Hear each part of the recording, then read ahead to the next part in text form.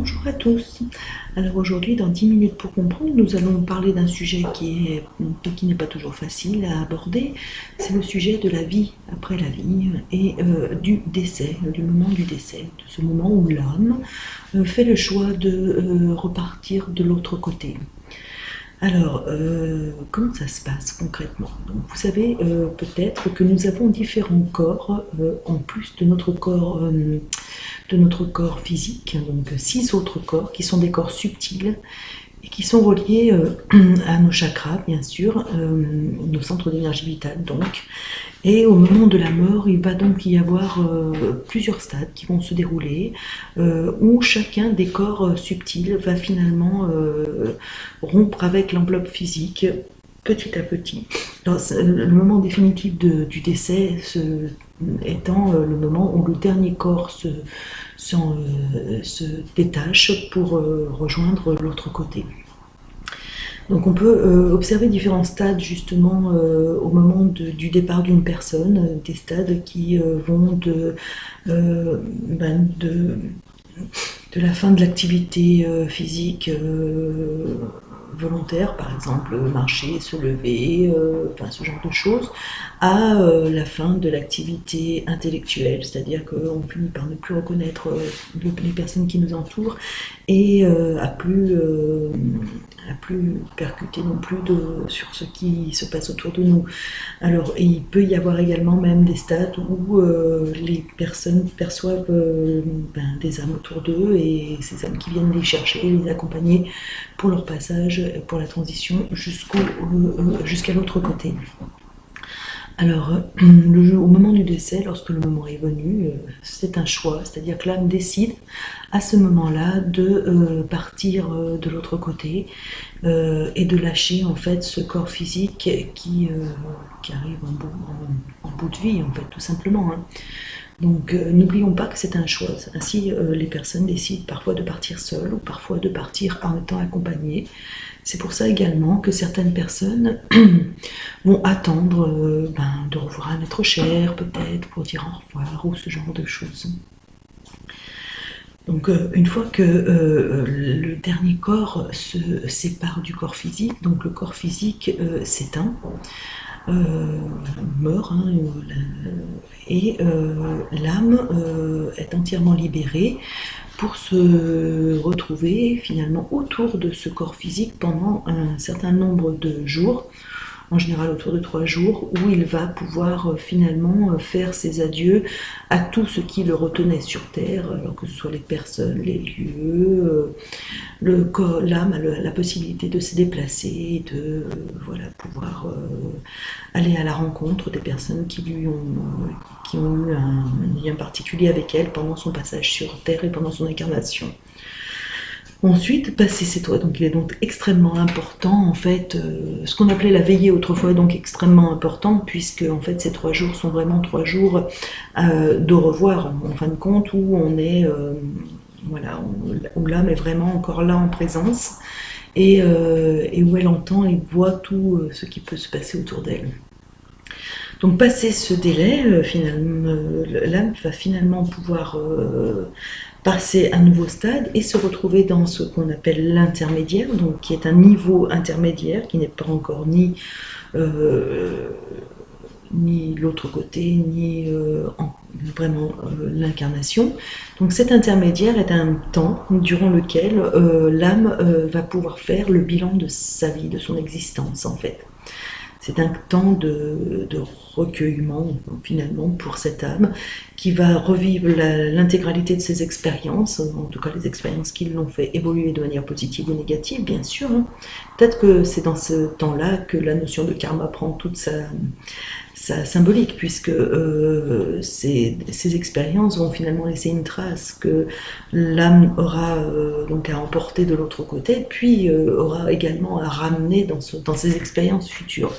Donc ce bilan est extrêmement important et généralement il se fait accompagné du guide qui aura vécu les nombreuses expériences de la personne qu'elle guidait sur Terre et qui lui permettra également d'avoir le recul nécessaire à ces différentes expériences et aux leçons que l'âme doit en tirer.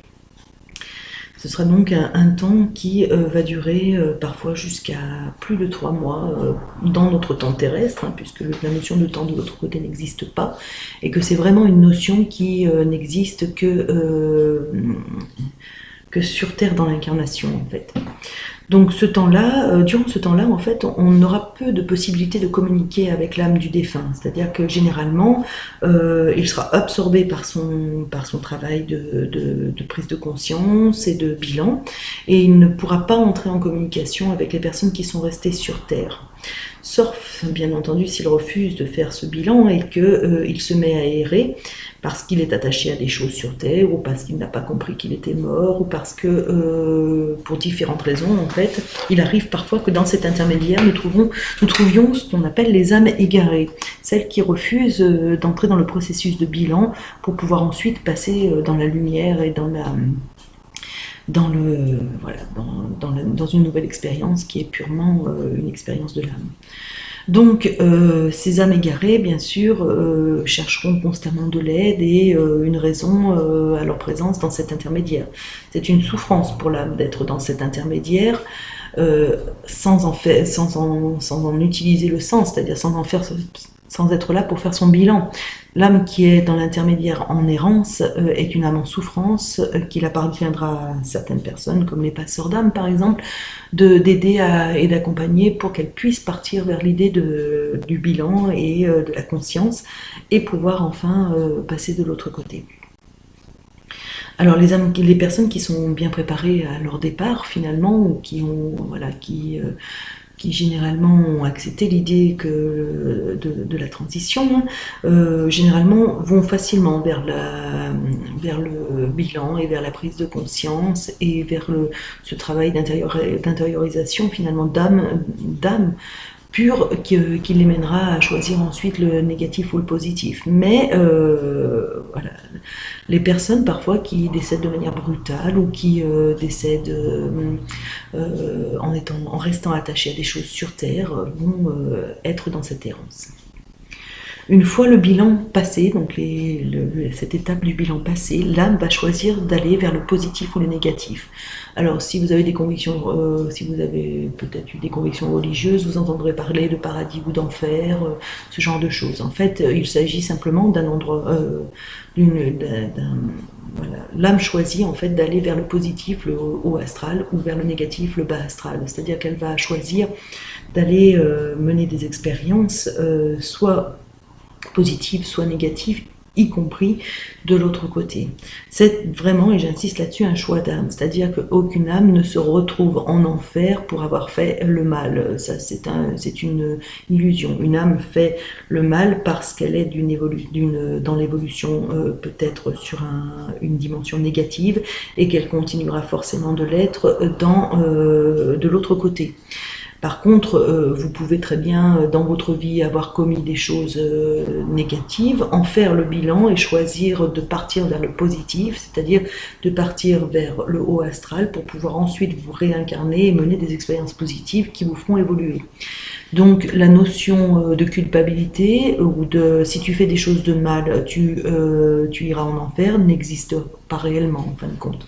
C'est vraiment si on fait des choses de mal parce qu'on a choisi de les faire, c'est qu'on est déjà dans une dimension négative au moment où on est incarné. Donc l'âme choisit d'évoluer vers le positif ou le négatif jusqu'à la 4e dimension, puis ensuite elle se fixe dans le négatif ou le positif. N'oublions pas que la dualité est le propre de l'expérience humaine, c'est ce qui nous permet de grandir et d'avancer. Donc une fois que l'âme a choisi de basculer vers le positif et le négatif, à partir de ce moment-là, nous avons de nouveau la possibilité d'entrer en communication. Et généralement, les âmes, nous allons parler des âmes qui partent vers le positif, généralement ces âmes-là vont avoir une mission en attendant leur prochaine incarnation et vont choisir de s'incarner de nouveau. Elles vont donc avoir plusieurs possibilités, soit de travailler sur elles, soit d'accompagner les personnes qui sont sur Terre ou dans d'autres, ou ailleurs d'ailleurs. soit de, voilà, de devenir guide, soit de devenir des soigneurs de lumière. Enfin, il y a plein de possibilités de l'autre côté en fait. On n'est pas du tout inactif, au contraire, on est toujours dans une recherche d'évolution et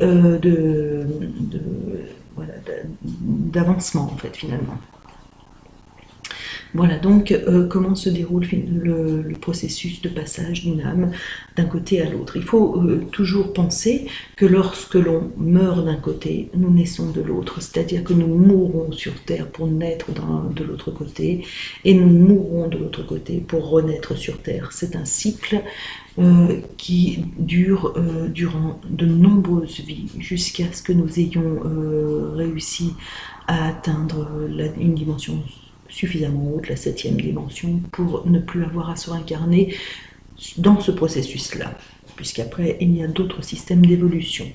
Voilà, j'espère que vous avez apprécié ce 10 minutes pour comprendre et que ça vous aura éclairé sur la façon dont les âmes évoluent.